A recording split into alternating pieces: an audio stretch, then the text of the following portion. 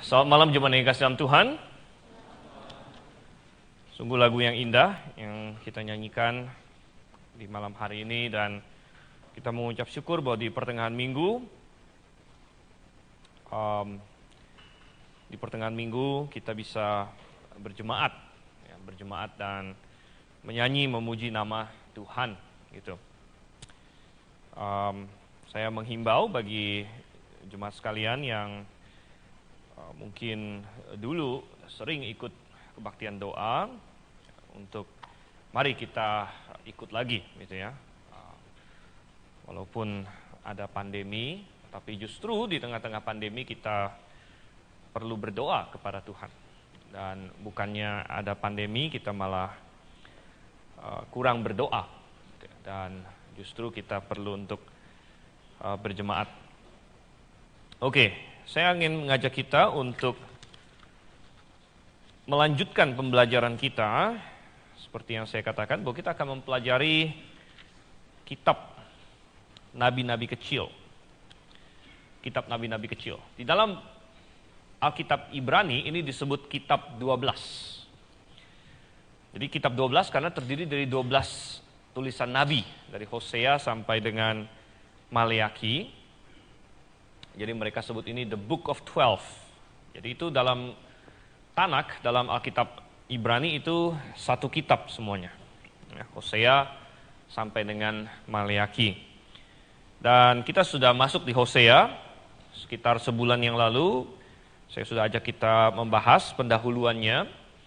Hari ini saya mengajak kita untuk membaca Hosea 1 ayat 2 sampai dengan ayat yang ke-9. Oke, Hosea pasal 1 ayat 2 sampai dengan ayat yang ke-9. Jikalau sudah mendapat, mari kita bacakan silih berganti. Saya akan mulai 2, jemaat ayat 3, demikian sampai ayat yang ke-9. Saya akan mulai. Demikian firman Tuhan. Ketika Tuhan mulai berbicara dengan perantaran Hosea, berfirmanlah ia kepada Hosea, pergilah, kawinilah seorang perempuan sundal dan peranakanlah anak-anak sundal, karena negeri ini bersundal hebat dengan membelakangi Tuhan.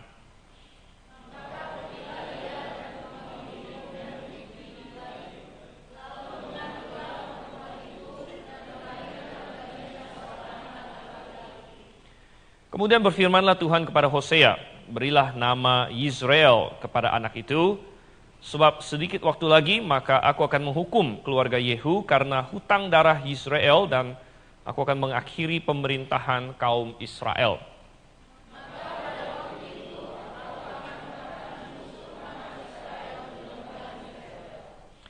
Lalu perempuan itu mengandung lagi dan melahirkan seorang anak perempuan. Berfirmanlah Tuhan kepada Hosea, berilah nama Lo-ruhama kepada anak itu, sebab aku tidak akan menyayangi lagi kaum Israel dan sama sekali tidak akan mengampuni mereka.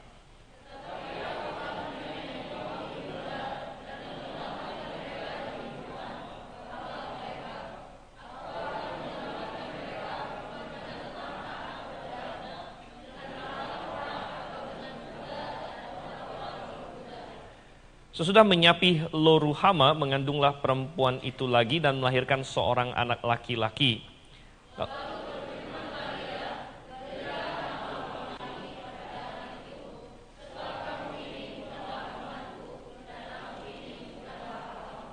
Mari kita berdoa.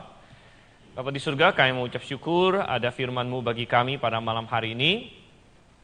Dan kami sangat rindu untuk diajar, untuk dikoreksi, untuk diingatkan, untuk dikuatkan melalui firman-Mu. Kau yang kiranya bekerja Tuhan melalui Roh Kudus yang telah menuliskannya dan yang mendiami hati setiap orang yang percaya. Tolong kami Tuhan, kami berseru dan yakin Engkau mendengarkan. Kami berdoa dalam nama Yesus Kristus. Amin.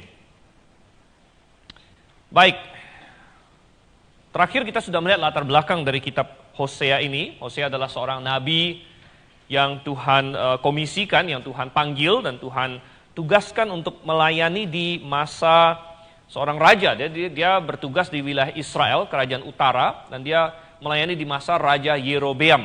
Kalau kita lihat di ayat 1 ya, Yerobeam bin Yoas.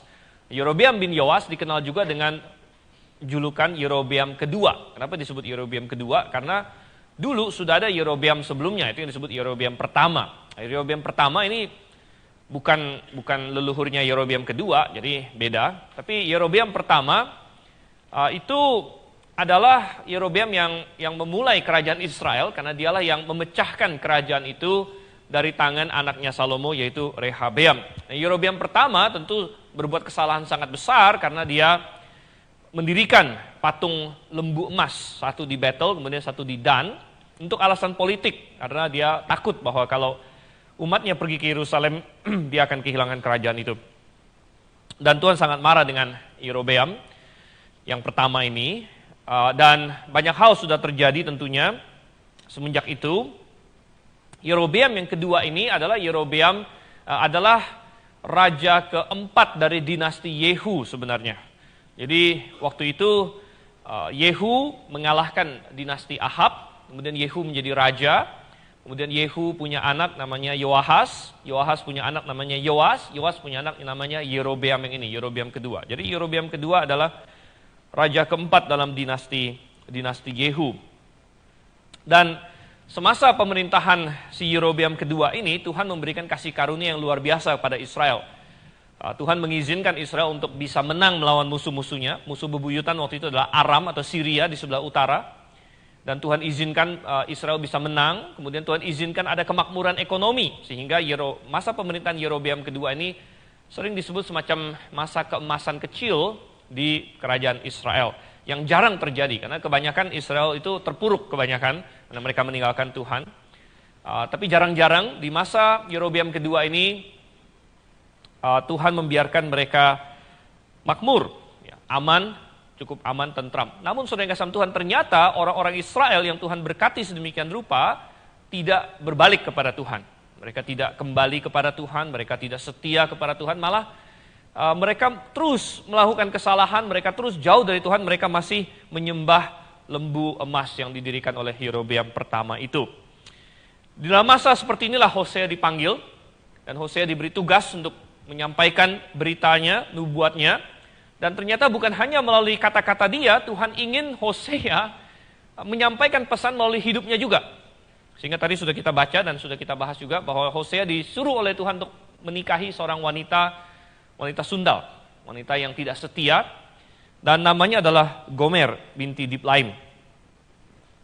Dan bukan hanya masalah dia menikah dengan si Gomer ini, tetapi kemudian anak-anak yang akan dilahirkan oleh Gomer ini juga Tuhan pakai sebagai pesan, sebagai peringatan kepada orang Israel. Jadi benar-benar hidup Hosea dipakai oleh Tuhan, istrinya dipakai oleh Tuhan untuk menggambarkan ketidaksetiaan Israel, dan anak-anaknya juga dipakai oleh Tuhan untuk menggambarkan sesuatu, untuk memberikan pesan tertentu. Dan itu akan menjadi fokus kita pada malam hari ini, dari ayat yang kita baca, ayat 2-9 ini, yaitu pelajaran dari 3 anak Hosea ini. Pelajaran dari 3 anak Hosea. Dan siapa saja anaknya? Ada 3. Ya. Yang pertama adalah laki-laki namanya Yisrael. Yang kedua adalah wanita, dan Tuhan kasih nama Lo-Ruhama. Dan yang ketiga adalah laki-laki lagi, Tuhan kasih nama Lo-Ami.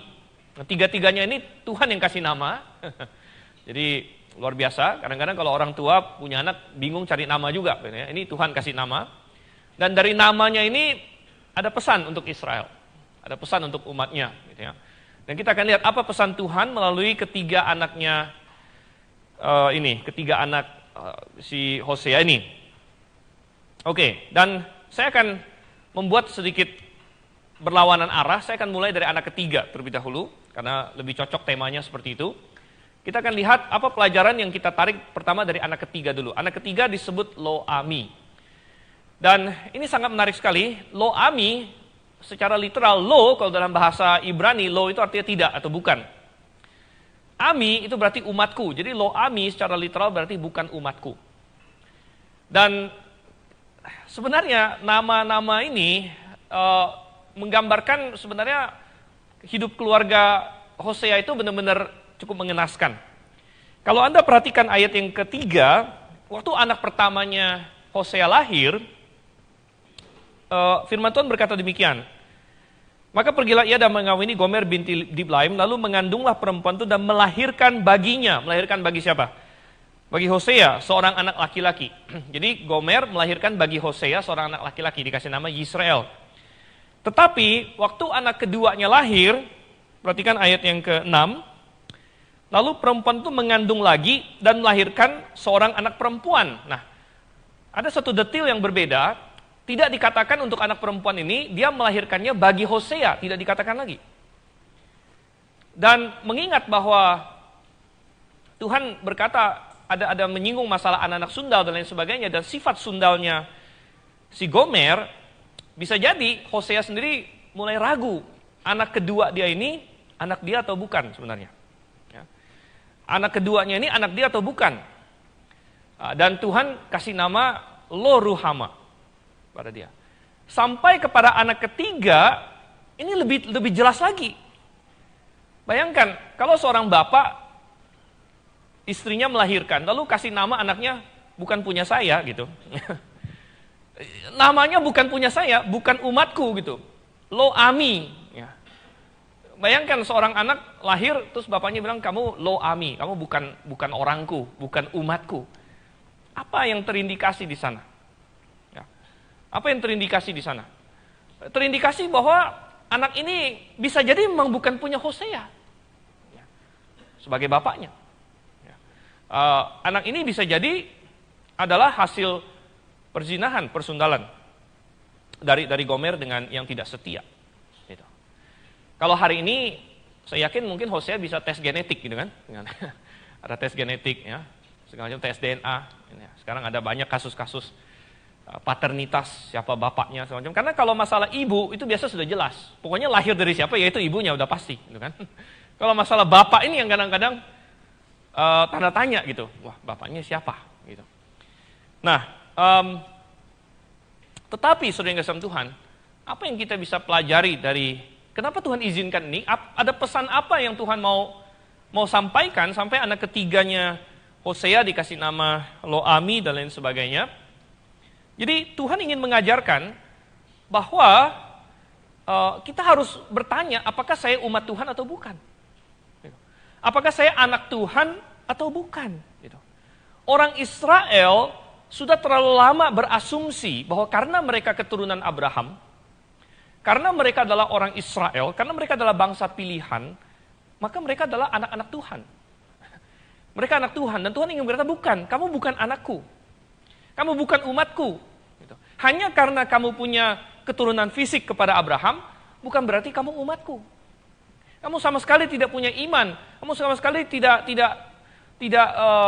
percaya kepadaku. Kamu bukan umatku, Tuhan bilang.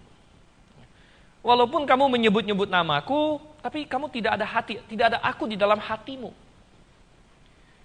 Dan saudara yang kasih Tuhan, untuk hari ini penerapan yang sangat relevan bagi kita. Berapa banyak orang yang merasa diri saya sudah Kristen? Karena dia lahir sebagai orang Kristen. Ada banyak gereja-gereja yang sekali lahir sudah dibaptis. Suatu kesalahan yang sangat besar.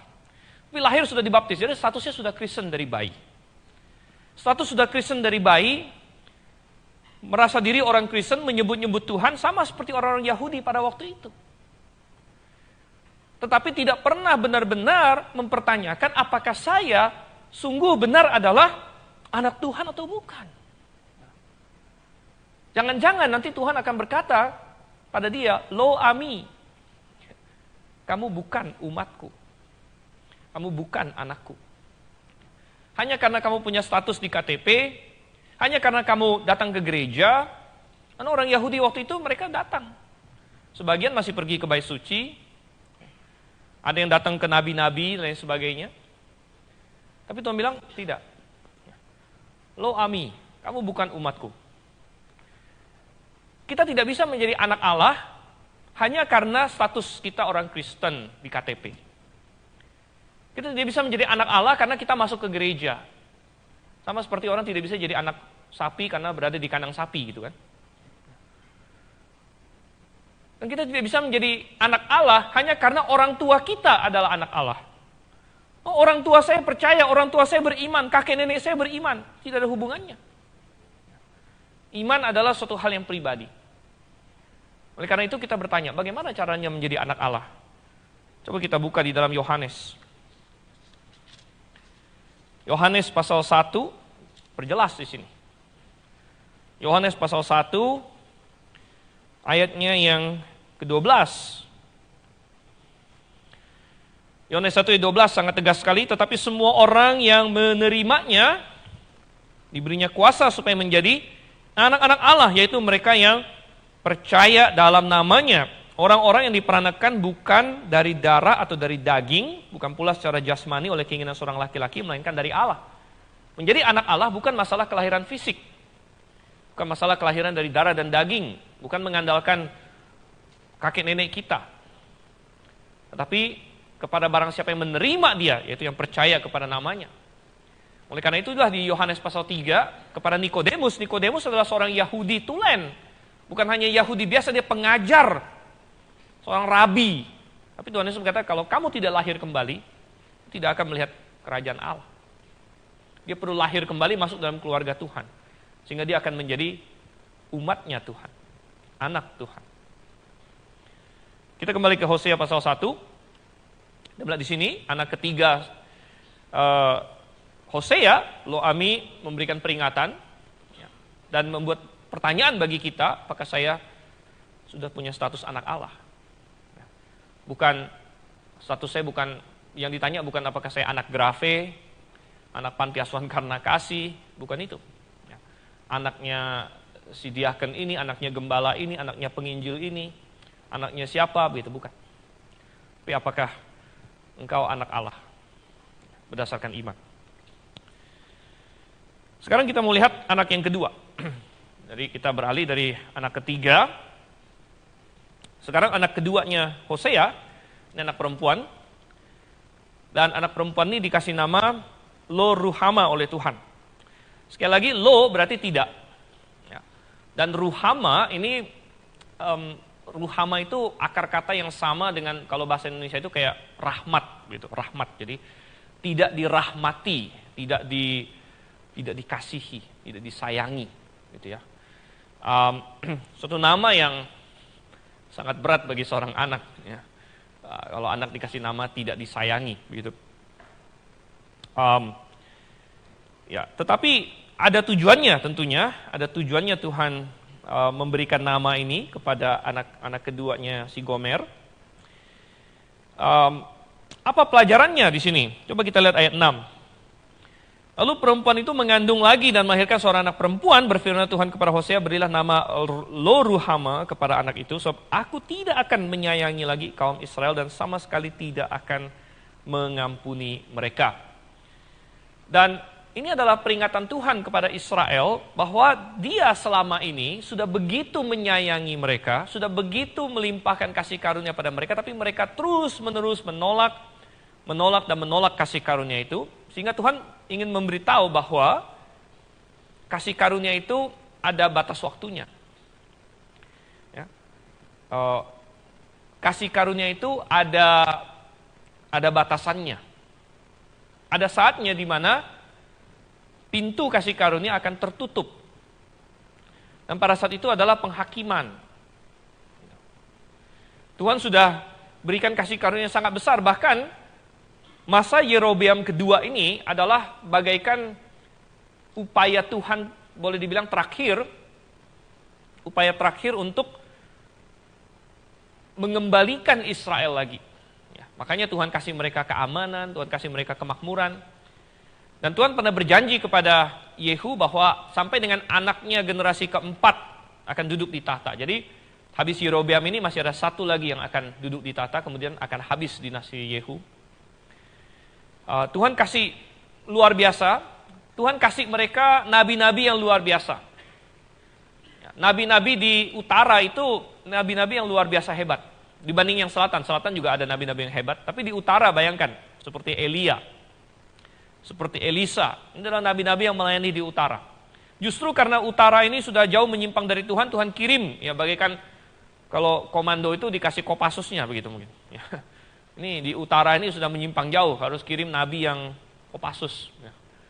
Elia dikirim, Elisa dikirim, mukjizat banyak sekali dilakukan. Nabi Yunus melayani juga di masa Yerobeam kedua. Dan banyak lagi nabi-nabi hebat yang lain. Tapi mereka tidak bergeming. Mereka tidak merespon kasih karunia Tuhan. Dan dengan anaknya Hosea, Tuhan kasih peringatan. Lo ruhama. Kalau kamu begini terus, ada masanya kasih karunia akan berakhir. Aku tidak akan lagi memberikan kasih karunia. Sudah cukup. Sudah cukup.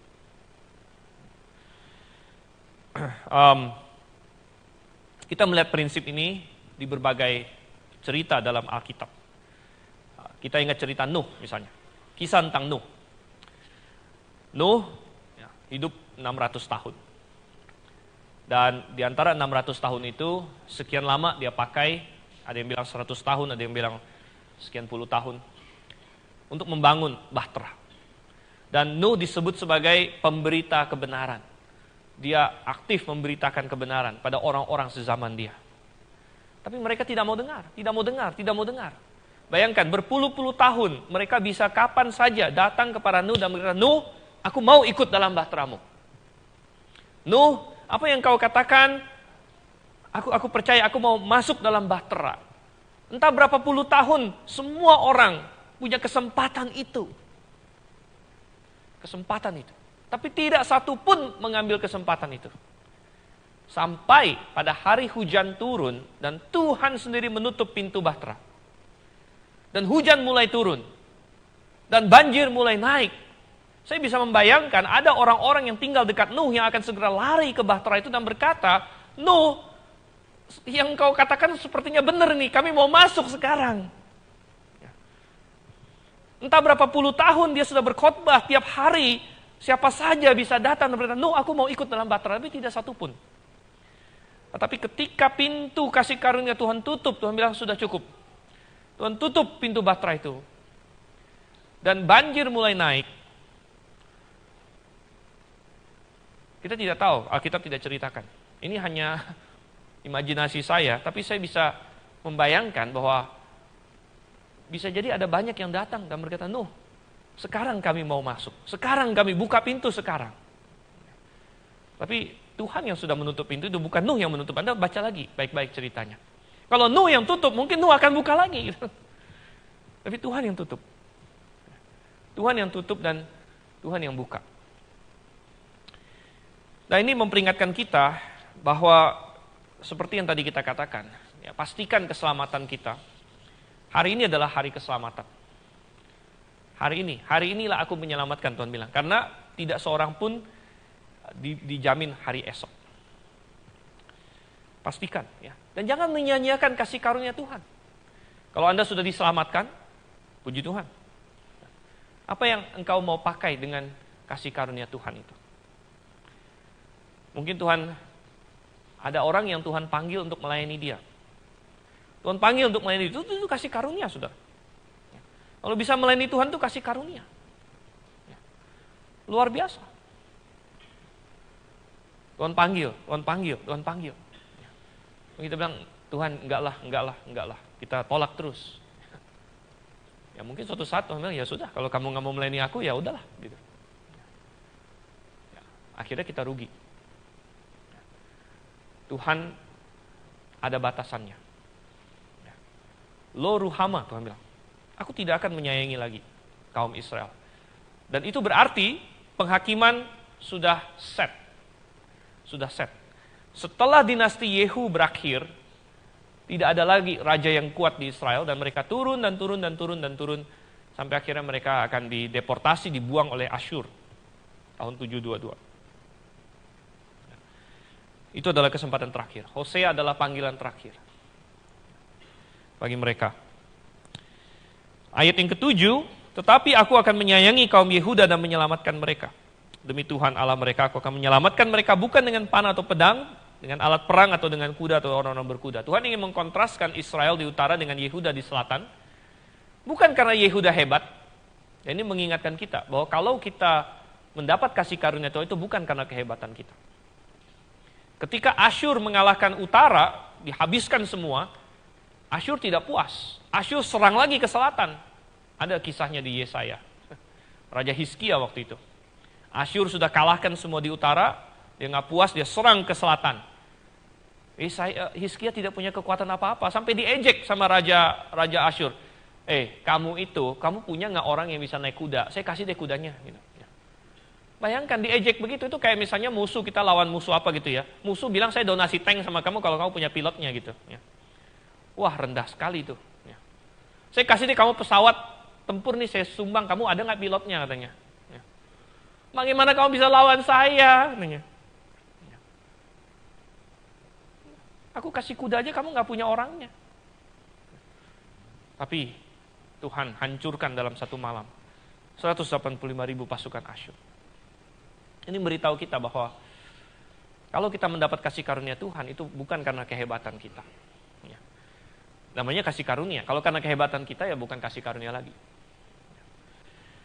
Oke, tapi karena waktu kita harus masuk ke anak yang ketiga atau yang pertama dari anaknya Hosea di sini, yaitu Yisrael.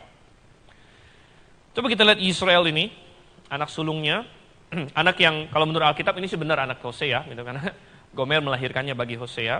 Yang dua ini ya ada tanda tanya, gitu ya, iya atau bukan, iya atau bukan. Yisrael ini sudah pasti anak Hosea, dan ya, Yisrael ini juga menarik ya. Coba kita lihat. Dibahas di ayat 4 dan ayat yang kelima. Tentu ada pelajaran yang sangat berharga juga. Ayat 4 berfirman Tuhan pada Hosea, berilah nama Yisrael kepada anak itu. Sebab sedikit waktu lagi maka aku akan menghukum keluarga Yehu karena hutang darah Yisrael, dan aku akan mengakhiri pemerintahan kaum Israel.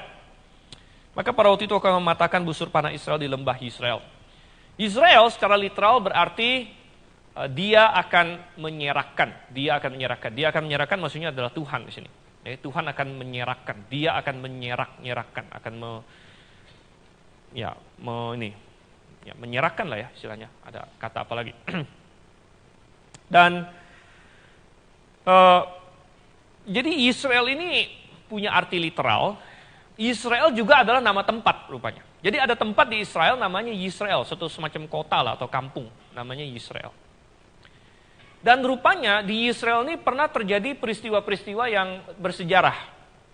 Dan akan terjadi, Tuhan juga nubuatkan akan terjadi juga hal-hal yang bersejarah. Hal bersejarah apa yang terjadi di Israel dalam beberapa puluh tahun belakangan di masa itu? Rupanya ada hubungannya dengan dinasti Yehu dengan dinasti sebelumnya. Yaitu dinasti sebelumnya adalah dinasti Omri, yang paling terkenal dari Omri adalah anaknya yaitu Ahab. Dan kalau kita baca cerita Ahab, Yisrael itu terkenal akan salah satu orang di Yisrael namanya Nabot. Anda tahu Nabot ya? Nabot ini punya kebun anggur di Yisrael, kota ini, Yisrael. Lalu Ahab, kalau Anda ingat ceritanya, pingin punya kebun anggurnya Nabot nggak mau jual, akhirnya beserta dengan istrinya segala macam, akhirnya difitnah lah, Nabot dibunuh, akhirnya mereka ambil kebun anggurnya Nabot di Yisrael itu. Ya. Dan Tuhan sangat marah tentunya, dan Tuhan bernubuat melalui Elia waktu itu, sebagaimana anjing menjilat darahnya Nabot di Yisrael itu, anjing juga akan menjilat darah kamu Ahab, Tuhan bilang. Jadi Yisrael menjadi tempat pembalasan Tuhan atas kejahatan Ahab. Dan akhirnya Ahab masih jahat terus, istrinya lebih jahat lagi. Dan Tuhan bangkitkan Yehu, Tuhan bilang, aku akan hancurkan semua keluarga Ahab, aku akan hancurkan, Tuhan bilang, karena mereka jahat sekali. Dan akhirnya Tuhan pakai Yehu untuk melakukannya. Tuhan pakai Yehu, ini adalah pendiri dinasti, ini adalah kakek buyutnya si Yerobeam ini. Tuhan pakai Yehu, ya, Yehu mengalahkan, dan Yehu membunuh semua keluarga Ahab. Dibantai semua habis. Izebel mati, ya, dia didorong, waktu Yehu masuk kota didorong. Lalu semua anak cucu Ahab dia bantai habis oleh Yehu. Dan apa yang Tuhan katakan di ayat 4? Aku akan menghukum keluarga Yehu karena hutang darah Israel. Loh, kok hutang darah Israel? Apa maksudnya di sini? Oke, hutang darahnya Ahab sudah Tuhan bayar melalui Yehu. Tapi Yehu juga bersalah rupanya. Yehu juga bersalah. Yehu bersalah membantai keluarga Ahab. Nah, kan kita bertanya, kok Yehu bersalah membantai keluarga Ahab? Bukankah memang Tuhan ingin membantai keluarga Ahab? Benar, Tuhan ingin membantai keluarga Ahab. Tapi, dan Tuhan memakai Yehu, tetapi motivasi Yehu salah. Motivasi Yehu salah. Ya. Rupanya pelajaran dari Yisrael ini adalah Tuhan melihat motivasi kita. Apa yang kita lakukan, itu Tuhan lihat motivasi hati kita. Yehu membantai keluarga Ahab. Kemudian Yehu membantai semua penyembah Baal. Kalau Anda ingat ceritanya, dia tipu mereka. Dia sempat bilang, wah, Ahab menyembah Baal, saya lebih hebat lagi, Yehu bilang. Ayo semua yang menyembah Baal datang ke sini. Lalu mereka datang. Tapi sebenarnya Yehu punya trik. Habis itu sudah datang semua, dia bantai semua penyembah Baal. Dan dia bilang sama temennya, wah lihat nih, aku giat bagi Tuhan. Katanya. Kayak bener banget kalau Anda baca di 1-2 Raja-Raja lah ya. Tapi sebenarnya Yehu bukan melakukan itu untuk Tuhan. Kenapa? Dari mana kita tahu?